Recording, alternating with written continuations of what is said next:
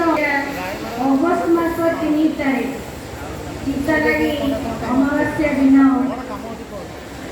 10ଟା ସମୟରେ ଆମର ପାଠମା এই সেকেন্ডারি ବୋର୍ଡ ହାଇସ୍କୁଲର ପ୍ରତିଷ୍ଠା ମାଧ୍ୟମିକ ଶିକ୍ଷା ପରିଷଦ ପକ୍ଷରୁ ପ୍ରତିଷ୍ଠିତ ହୋଇଥିଲା।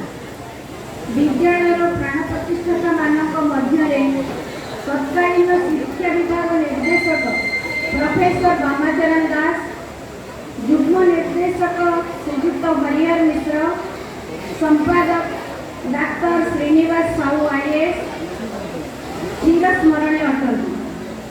यही अवसर में विद्यालय जीवन्यास जो मानकर निस्वार्थ त्याग आमर स्मरणीय से विद्यालय प्राक्तन शिक्षक डॉक्टर जतीन्द्रनाथ दास, आईनजीवी श्रीजुक्त सुरज मंगल साहा, प्रोफेसर वैद्यनाथ रथ, प्रोफेसर डॉक्टर राधानाथ रथ, श्री वैष्णव चरण दास, श्री रामस्वामी सेनापति, श्री उपेंद्रनाथ महापात्र, प्रोफेसर लोकनाथ मिश्र, श्री गुरुचरण राउतराय, प्रोफेसर डॉक्टर करुणाकर कर, श्री रत्नाकर पति, श्री गोकुलचंद्र कानुगो, प्रोफेसर बंशीधर सामंतराय प्रभृति शिक्षानुरागी मानकर स्वर्णिम अवदान प्रणिधान योग्य।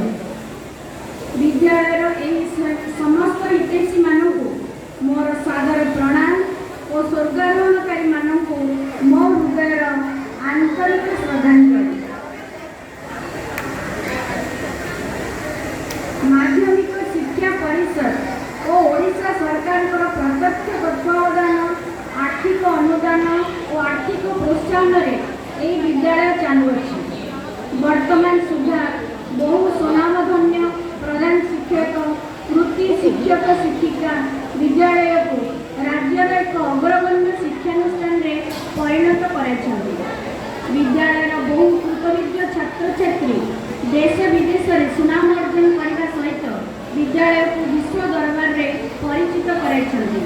प्रति वर्ष 100% परीक्षा फल कृतित्व हासिल करुवा छात्र छात्री सहायता विभिन्न शैली पारंपरिक जन्म उत्सव महासमारोह पालित कर स्वाभिमान और गौरव रक्षा कर आपण मानकर सहयोग सहानुभूति ए विद्यालय को आगे नेब बोली आमे आशा करुछु। पुनश्च आपण मानक विद्यालय जन्म दिवसर हार्दिक अभिनंदन और स्वागत जनाई जाउछि।